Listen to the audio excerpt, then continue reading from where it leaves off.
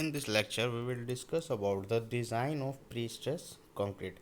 इस लेक्चर में हम लोग क्या बात करेंगे कि प्री-स्ट्रेस कंक्रीट मेंबर की डिज़ाइनिंग कैसे करते हैं। तो चलिए देखिए, सबसे पहले हम लोग समझते हैं कि pre stress design of pre stress concrete का मतलब क्या होता है। ठीक है, design of pre concrete beam या स्लैब या उसका सेक्शंस का मतलब ये होता है कि उसमें हम लोग को तीन चीज़ें फाइंड करनी होती हैं। कौन कौन सी तीन चीज़ें? Determination of size. It means determination of size means, यहाँ पे एक वर्ड लिखा हुआ है determination of size.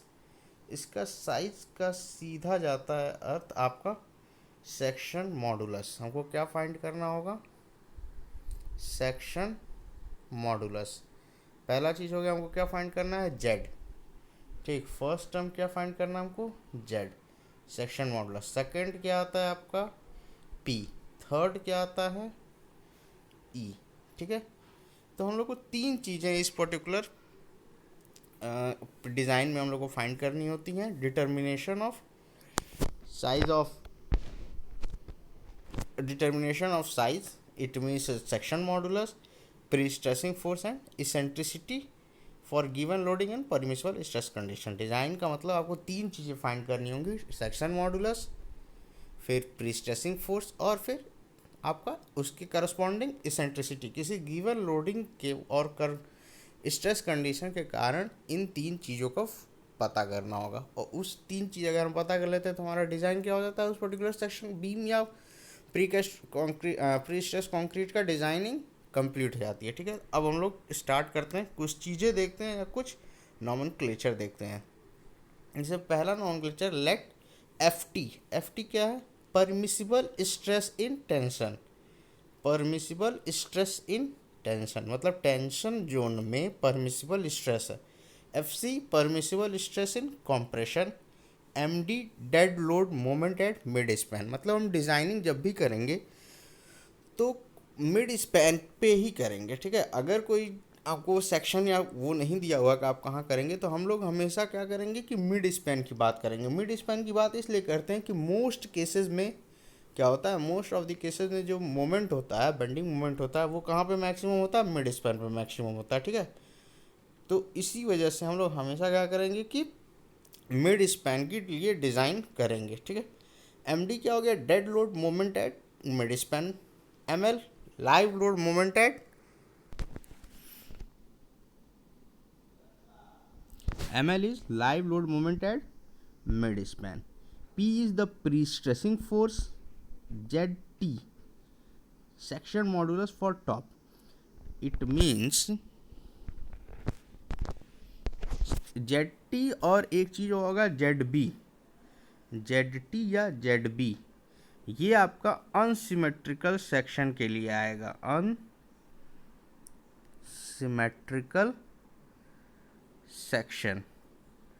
Unsymmetrical section के लिए होगा। फॉर एग्जांपल, अगर कोई, यहाँ से देखते हैं हम लोग दोबारा, कोई अगर टी सेक्शन है, ठीक है, इसका अगर न्यूट्रल एक्सिस यहाँ से पास करेगा, ये क्या है? Neutral axis. ठीक, तो इसके ये जो सेक्शन बचता है, इसका सेक्शन मॉडुलस हम लोग जेटी लेंगे, और इसके नीचे का जो सेक्शन मॉडुलस होगा वो क्या होगा? जेड भी होगा। ऐसा क्यों होगा? क्योंकि हम लोग जानते हैं कि Z is equal to I by Y होता है। ठीक है, और इस केस में वाई जो होगा वो आपका चेंज होगा। ठीक है, वाई क्या हो जाएगा? जेड टी के लिए हो जाएगा आई बाई वाई टी, और जेड बी के लिए हो जाएगा आई बाई वाई बी, मतलब न्यूट्रल एक्सिस के नीचे का वाई, और वाई टी का मतलब जेड न्यूट्रल एक्सिस के ऊपर का वाई। ठीक है, इस हिसाब से हमारा जेड टी क्या होगा? ऊपर के लिए चेंज होगा, above neutral axis Z T हो जाएगा, और below neutral axis Z B हो जाएगा। ठीक है, तो जेड टी क्या है? Section modulus for top, Z B section modulus for bottom. ठीक, अब यहाँ एक चीज़ और एजम्पशन होता है हम लोग का कि एफ सी और एफ टी क्या लेंगे? हम हमेशा पॉजिटिव लेंगे। एफ सी और एफ टी पॉजिटिव का इन द सेंस ये हुआ कि अगर, जैसा कि हम लोग स्ट्रेस कॉन्सेप्ट में पढ़े थे कि कॉम्प्रेशन पॉजिटिव होता है, टेंशन निगेटिव होता है, लेकिन यहाँ पे हमको दोनों को पॉजिटिव रखना है। अगर दोनों को पॉजिटिव रखेंगे तो एफ के केस में क्या होगा कि जो उसके इक्वेलेंट वैल्यू आएगी वो निगेटिव आएगी। ठीक है, इसको हम लोग आगे देखेंगे कि कैसे निगेटिव आती है। ठीक है, ओके।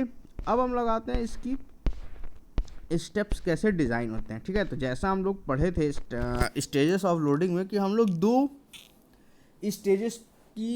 दो स्टेजेस बहुत इंपॉर्टेंट होती हैं प्री स्ट्रेस मेंबर में। ठीक है, एक होता है ट्रांसफ़र स्टेज, मतलब इनिशियल स्टेज, जब हम लोग प्री स्ट्रेसिंग करते रहते हैं। ठीक है, मतलब प्री स्ट्रेसिंग फोर्स इंड्यूस करने वाले होते हैं। और एक होता है हमारा सर्विस स्टेज। सर्विस स्टेज वो स्टेज होता है जहाँ पे हमारा क्या होता है कि आपका प्री स्ट्रेसिंग फोर्स या प्री स्ट्रेसिंग मेंबर पूरी तरह तैयार होता है अपने एप्लीकेशन या अपने यूजेस के लिए। ठीक है, तो वो हमारा क्या होता है service stage.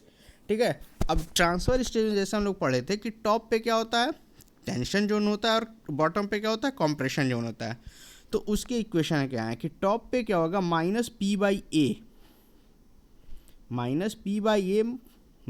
In bracket minus P by Z T plus M D by Z T. ठीक है, तो ये इक्वेशन कहाँ से आया, जब हम लोग स्ट्रेस कॉन्सेप्ट पढ़ रहे थे। क्या पढ़ रहे थे स्ट्रेस कॉन्सेप्ट। तो उस केस में टोटल स्ट्रेस की वैल्यू क्या होती थी, टोटल स्ट्रेस मतलब सिग्मा टी ले लीजिए। ठीक है, टोटल स्ट्रेस की वैल्यू क्या होती थी P by A plus M by Z minus, ठीक है, ये प्लस माइनस ये minus plus P by Z. ठीक, अब यहाँ हम टॉप की बात कर रहे हैं तो जेड क्या हो जाएगा जेड टी हो जाएगा। और ठीक, और एम डी जैसा कि ट्रांसफ़र स्टेज में कोई लाइव लोड नहीं लग रहा है, सिर्फ डेड लोड वर्क कर रहा है, तो वहाँ पे एम क्या हो जाएगा एम डी। वहीं से ये इक्वेशन लिखा गया। ठीक है, अब यहाँ पे एफ टी यूज हो रहा है। क्या यूज हो रहा है आपका एफ टी।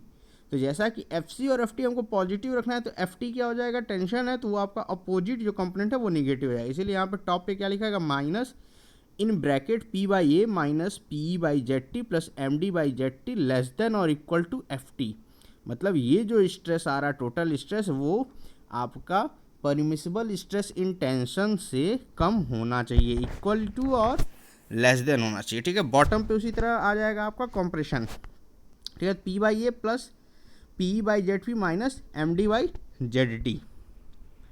ठीक, अब उसी तरह हम लोग सर्विस स्टेज में लिखेंगे। सर्विस स्टेज में जैसा हम लोग जानते हैं कि टॉप पे हमेशा कंप्रेशन आता है, बॉटम पे क्या आता है टॉप पे कंप्रेशन आएगा तो बॉटम पे क्या आएगा आपका टेंशन। तो यहाँ पे हम लोग लिखेंगे eta P minus eta P by Z T plus M D by Z T plus M L by Z T. ठीक है, अब यहाँ हम देख लेते हैं क्या क्या है। जैसे देखिए नीटा पी ये क्या है प्री स्ट्रेसिंग फोर्स। क्या है prestressing force after losses, मतलब लॉसेज होने के बाद आपका कितना प्री स्ट्रेसिंग फोर्स बचा। जेड टी आप जान ही रहे हैं ये क्या है section modulus, top section modulus, top section modulus. ठीक, एम एल क्या है आपका live load moment, live load moment. ठीक, एफ सी आपका कंप्रेशन। ठीक है, अब यहाँ पे सबसे इम्पॉर्टेंट टर्म आता है नीटा पी। ठीक है, ये नीटा क्या है, तो नीटा हम लोग इसको लॉस कहीं कहीं लॉस रेशियो बोलते हैं। ठीक है, या फिर लॉस फैक्टर बोल देते हैं कहीं कहीं। तो ये क्या होता है 1 माइनस लॉस परसेंटेज। ये क्या होता है 1 minus loss percentage. For example अगर आपका लॉस परसेंट 20% है तो हो जाएगा 1 माइनस 0.2, इसकी वैल्यू आ जाएगी 0.8।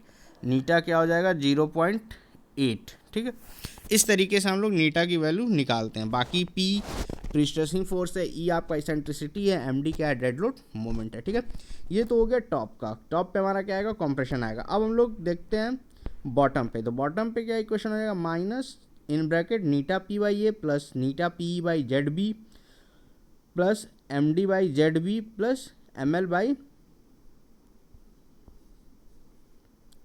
Z B less than equal to F T. ठीक है, तो यहाँ पे एक ठीक है ये आपका हो जाएगा टेंशन की वजह से सर्विस लोड पे वैल्यू। ओके, अब हम लोग आते हैं।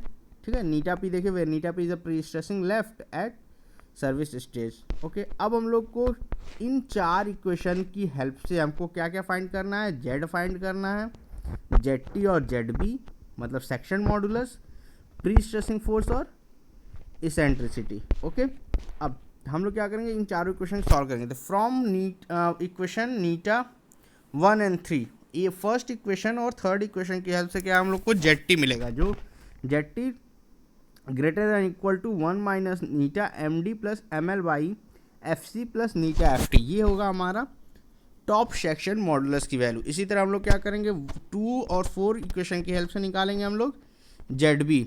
ठीक है, जेड बी निकालेंगे तो जेड बी क्या आ जाएगा, Z B greater equal to M D 1 minus eta plus M L upon eta F C plus F T. Fifth और सिक्स इक्वेशन आपका क्या दे रहा है, सेक्शन मॉडुलस। क्या दे रहा है, सेक्शन मॉडुलस की वैल्यू। ठीक है, from equation 5 and 6 we can find the section modulus for top and bottom.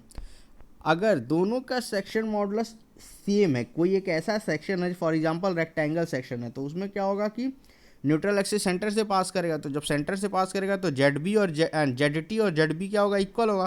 तो उस केसेस में हम लोग जेड की वैल्यू क्या लेंगे, M D 1 minus eta plus M L upon eta F C plus F T. ये हमारा क्या हो जाएगा, section modulus for symmetrical section. क्या हो जाएगा, ये जेड, ये जो आया है ये क्या हो जाएगा, section modulus for symmetrical section, for symmetrical section. Symmetrical section के लिए ये आपका सेक्शन मॉडुलस हो जाएगा। ओके, अब हमको एक कंपोनेंट तो पता चल गया, एक कंपोनेंट हमारा क्या था, सेक्शन मॉडुलस हमको पता चल गया। अब हमको निकालना है प्री स्ट्रेसिंग फोर्स और इसेंट्रिसिटी। तो उसके लिए हम लोग क्या करेंगे कि मिनिमम प्री स्ट्रेसिंग हम कैलकुलेट कहाँ से करेंगे, top stress at transfer stage का जो टॉप स्ट्रेस है उसको लेंगे और बॉटम स्ट्रेस लेंगे सर्विस लो कंडीशन की। ठीक है, तो वो इक्वेशंस क्या हैं आपके, minus P by A plus P by Z T minus M D by Z T than equal to F T, और बॉटम स्ट्रेस क्या है, minus eta P by A minus eta P by Z T plus M D by Z B plus M L by Z B less than equal to F T. इन equations की help से तो पहले equation हम लोग क्या, eta Z T by Z B into 1 + 2 कर देंगे तो आपको हमको पी की वैल्यू मिल जाएगी। तो पी की वैल्यू आपकी आ जाएगी minus F T 1 plus eta Z T Z B plus M D 1 minus eta plus M L upon Z B into A क्या है, area of cross section, eta 1 plus Z T by Z B. तो ये आपका आ जाएगा prestressing force, minimum prestressing force. ठीक है, इस तरीके से हम लोग मिनिमम प्री स्ट्रेसिंग फोर्स निकालेंगे। ठीक है, अब इसके करस्पॉन्डिंग हम लोग क्या करेंगे, इन्हीं इक्वेशन की हेल्प से आपका इसेंट्रिसिटी निकालेंगे, जिसकी वैल्यू होगी E is equal to eta upon Z T plus 1 upon Z B into M D plus M L upon Z B minus 1 minus eta F T upon eta P 1 upon Z T plus 1 upon Z B. तो ये आपका eccentricity हो जाएगा। ठीक है, तो इस equation की हेल्प से हम लोग क्या करेंगे, मिनिमम इसेंट्रिसिटी निकाल लेंगे उस करस्पॉन्डिंग प्री स्ट्रेसिंग फोर्स के। ठीक है, once we know Z P and T the prestress beam section become design. अगर हमको ये 3 वैल्यू पता चल जाती है तो हम लोग का वो सेक्शन डिज़ाइन हो जाता है। ठीक है, in the design of prestress determinate structure we consider the effect of. जब हम लोग प्री स्ट्रेस डिटर्मिनेट स्ट्रक्चर का बात करते हैं तो उस केस में हम लोग कुछ फैक्टर्स की बात करते हैं। ठीक है, क्या क्या इफेक्ट्स होते हैं, effect of high strength concrete. हम लोग किसके इफेक्ट की भी बात करते हैं, हम लोग कंसीडर करते हैं किस इफेक्ट को, हाई स्ट्रेंथ जो कंक्रीट होता है उसके इफेक्ट को कंसीडर करेंगे, हाई टेंसाइल स्टील के इफेक्ट को कंसीडर करेंगे, load balancing by cable profile consider करेंगे और पार्शियल सेफ्टी ऑफ फैक्टर। इन 4 फैक्टर्स या इफेक्ट, इन 4 कंपोनेंट के इफेक्ट को हम लोग कंसीडर करेंगे जब हम लोग डिज़ाइन करेंगे प्री स्ट्रेस डिटर्मिनेट स्ट्रक्चर। ठीक है, लेकिन अब क्या होगा, इनडिटर्मिनेट के केस में हम लोग load balancing by cable profile नहीं कंसीडर करते हैं। बाकी तीनों कंपोनेंट्स रहेंगे उसके इफेक्ट को हम लोग देखेंगे। ठीक है, But in the indeterminate pre-stress structure, we do not consider load balancing by cable profile but rest of other are considered. ठीक है, वही बात कही गई है, लोड बैलेंसिंग वाले इफेक्ट को हम लोग नेग्लेक्ट कर देंगे और बाकी तीनों इफेक्ट्स लेंगे। ठीक है, अब हम लोग क्या करेंगे, एक न्यूमेरिकल सॉल्व करते हैं। ठीक है, उसके हेल्प से देखेंगे कैसे हम लोग मेंबर डिज़ाइन करते हैं। तो आपका एग्जांपल है, अ post tension pre stress beam of rectangular section of 240 mm wide is to be designed for a live load of 25 kilonewton per meter, uniformly distributed on an effective span of 12 meter. Stress in concrete must not exceed 17 megapascal in compression and 1.4 megapascal in tension at any time, and the loss of pre-stress should be assumed as 15%. First, calculate the minimum possible depth of beam. Second, for the section design above, calculate the minimum pre-stressing force and corresponding eccentricity. ठीक है, तो हमको ये question दिया और इसमें हमको क्या फाइंड करना है, पहला फाइंड करना है डेप्थ, इस पर्टिकुलर बीम की मिनिमम पॉसिबल डेप्थ कितनी होगी। ठीक है, सेकेंड आपको डिज़ाइन करना है, फाइंड करना है मिनिमम प्री-स्ट्रेसिंग फोर्स और करस्पॉन्डिंग इसेंट्रिसिटी।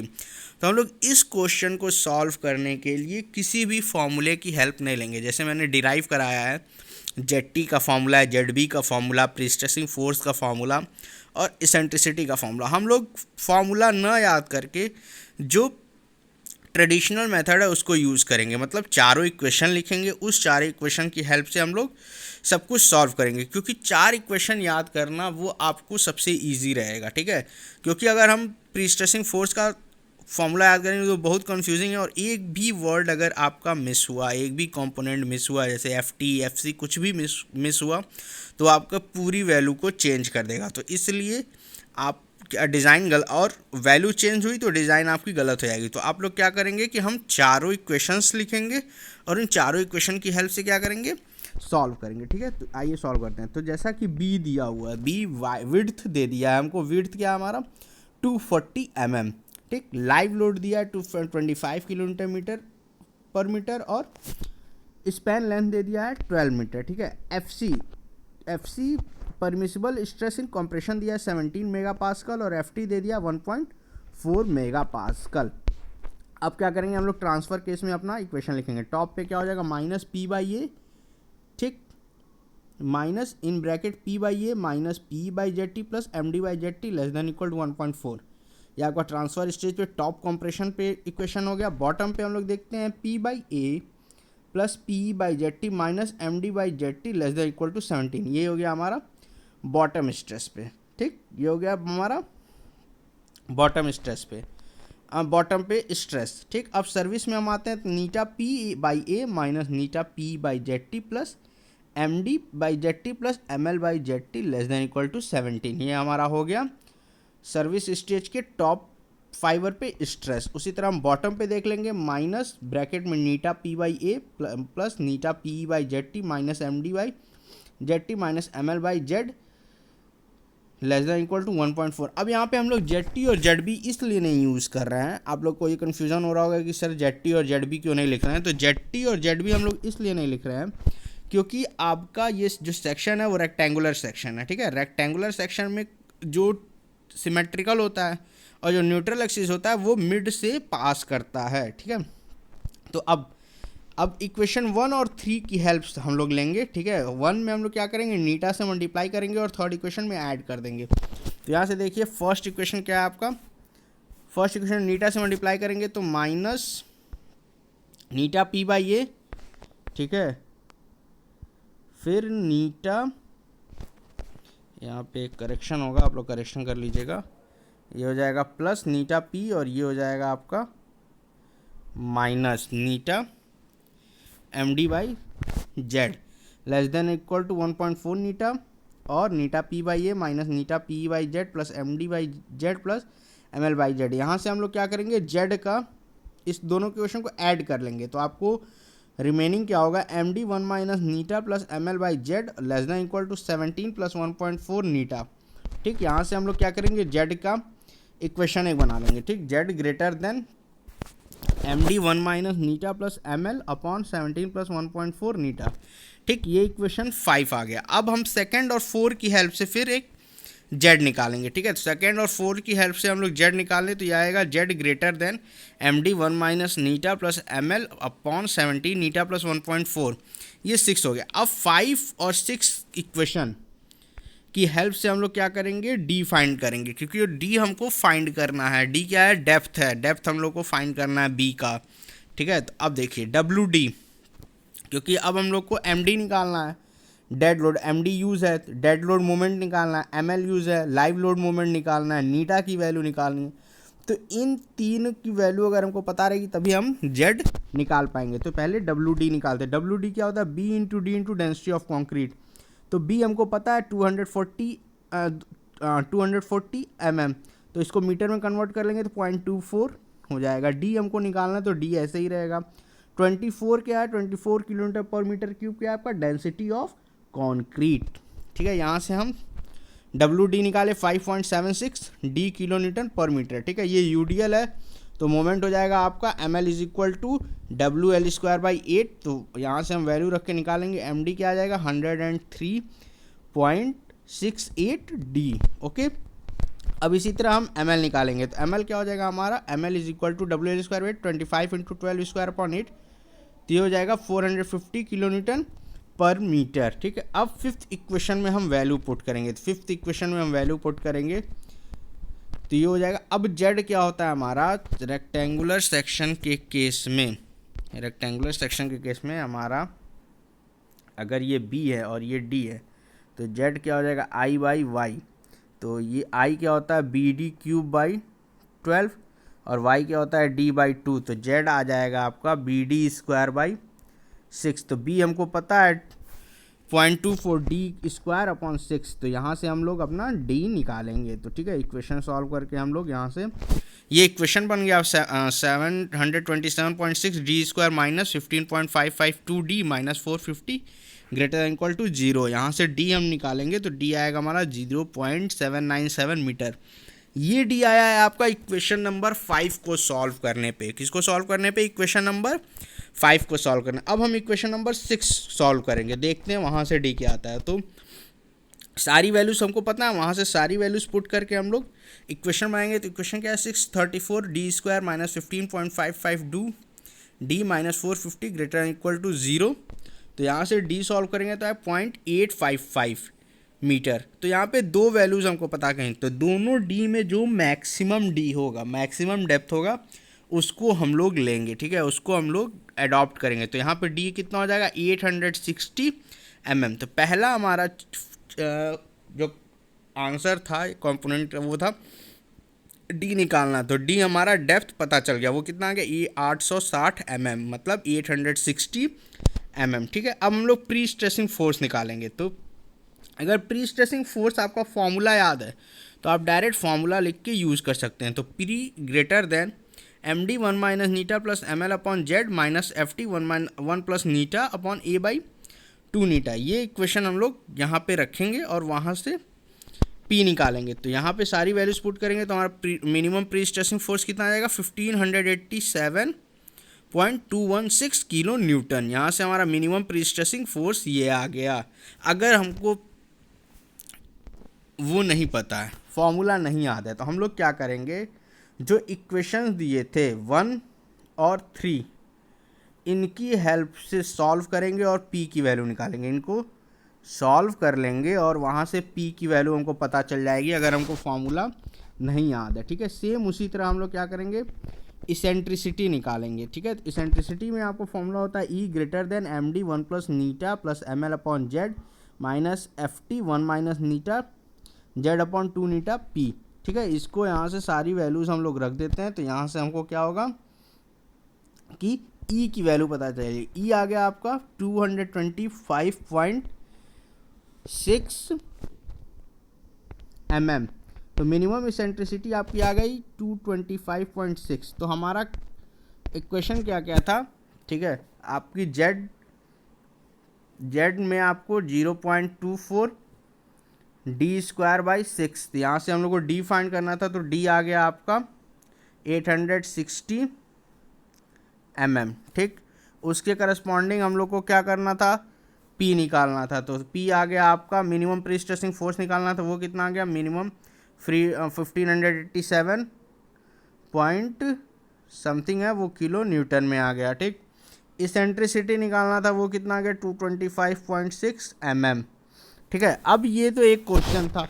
किसी किसी क्वेश्चंस में क्या होता है कि आपका पूछ लिया जाता है कि हम जो वैल्यूज़ है पी और ई की वैल्यूज़ आई हैं उसको चेक भी करिए। क्या करिए, चेक करिए कि वो फॉलो कर रहे हैं कि नहीं। चेक आता है कि मिनिमम प्री स्ट्रेसिंग और मिनिमम इसेंट्रिसिटी ये फॉलो हो रहा है कि नहीं, मतलब ये जो वैल्यूज़ आ रही हैं वो सही है कि नहीं। तो आप क्या करेंगे, इक्वेशन 1 और 2 में, ठीक है, आप क्या करेंगे, किसी भी इक्वेशंस में जो 4 इक्वेशंस हैं 1 2 3 और 4, इन इक्वेशंस में पी ई और जेड की वैल्यूज़ रखेंगे और उसको सेटिस्फाई कराएंगे। उसको क्या करेंगे, सेटिस्फाई कराएंगे। अगर वो सेटिस्फाई कर जाता है तो वो क्या होगा आपका, अगर वो सेटिस्फाई कर जाता है तो वो आपका इक्वेशन सही है, ठीक है। तो यहाँ से हम लोग कंक्लूड ये करते हैं कि डिज़ाइन में पर्टिकुलर क्या होता है, डिज़ाइन ऑफ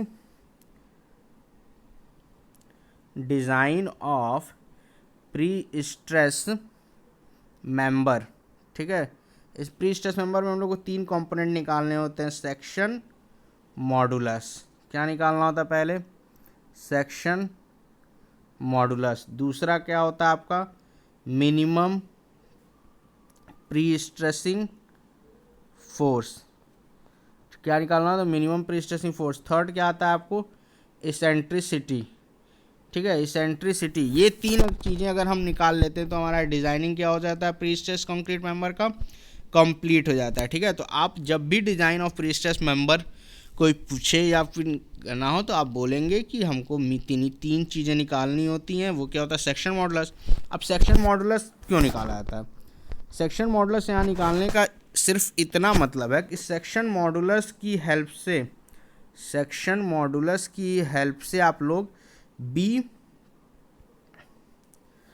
क्या हो जाएगा आपका, सेक्शन मॉडुलस की हेल्प से हम लोग क्या करेंगे, बी मतलब विड्थ, उस पर्टिकुलर सेक्शन का विड्थ और डेप्थ निकाल सकते हैं, ठीक है। हम लोग आरसीसी में भी क्या करते थे कि विड्थ और डेप्थ निकालते थे, सबसे पहला काम करते थे कि विड्थ और डेप्थ निकालते थे, फिर रिइंफोर्समेंट निकालते थे। तो इस केस के सेक्शन में हम लोग क्या करेंगे, रिइंफोर्समेंट ना निकाल के प्री स्ट्रेसिंग फोर्स निकाल दें कि उस पर्टिकुलर सेक्शन, अगर सेक्शन डिज़ाइन हो गया मेरा, बी और डी हमको पता चल गया, तो पर्टिकुलर सेक्शन के लिए हम लोगों का कितना प्री स्ट्रेसिंग फोर्स रिक्वायर है, कितना प्री स्ट्रेसिंग फोर्स चाहिए, मतलब पी की वैल्यू कितनी रहेगी, ठीक है।